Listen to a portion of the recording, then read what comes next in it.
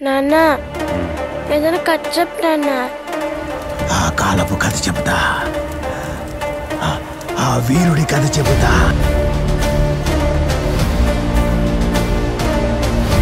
మీ కళ్ళ ఎదుట సీను ఉన్నాడు.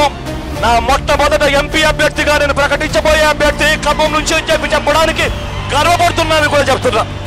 పొంగులేటి శ్రీనివాసరెడ్డి అని నేను లోకసభ సభ్యునిగా ఎన్నుకోబడినందున నేను స్వీకరించబో కర్తవ్యమును శ్రద్ధాశక్తులతో నిర్వహించుదని నేను దైవ సాక్షిగా ప్రమాణం చేయుచున్నాను.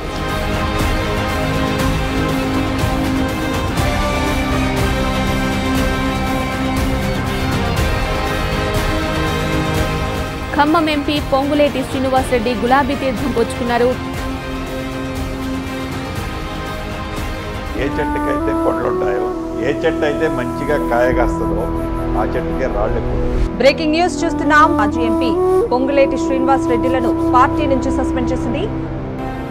ఇప్పుడేం చేస్తాడు మీ hero? Will he give up? గాయపడిన సింహం నుంచి వచ్చే శ్వాస కర్చన కన్నా భయంకరంగా ఉంటుంది. శ్రీనివాసరెడ్డి గారు గత కొన్ని నెలలుగా ఎక్కడ విన్నా తెలంగాణలో పొంగులేటి పొంగులేటి పొంగులేటి వినిపిస్తుంది. మీరు ముట్లు కిందేసుకొని రాసుకున్న టీఆర్ఎస్ నాయకులు పొంగులేటి సీనన్నను కాదని ఖమ్మం ఒక అడుగు కూడా బయట ఇది పక్క. ఖమ్మంలో ఏ గడపకు వెళ్ళినా పొంగులేటి శ్రీనివాసరెడ్డి గారి పేరునే స్మరిస్తుంటారు. ఉమ్మడి ఖమ్మం జిల్లా ప్రజల దీవెనలు ఆశీస్సులతో ఒక్కళ్ళంటే ఒక్కళ్ళని కూడా అసెంబ్లీ గేటు తాకనీయను. ఖమ్మంలో కూడా ఆల్మోస్ట్ క్లీన్ స్వీప్ చేసింది కాంగ్రెస్ అని చెప్పుకోవాలి. పొంగులేటి శ్రీనివాసరెడ్డి కూడా భారీ మెజార్టీతో ఇక్కడ గెలుపొందడం జరిగింది. శ్రీ పొంగులేటి శ్రీనివాసరెడ్డి గారు.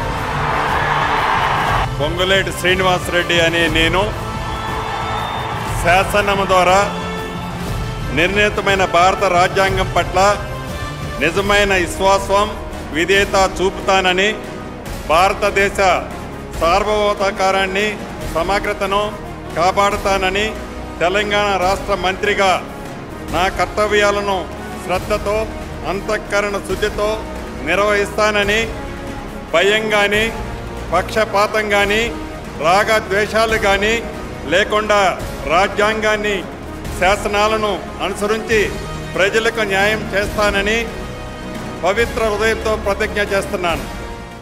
జనమే పొగిడే ముఖమే వద్దంటే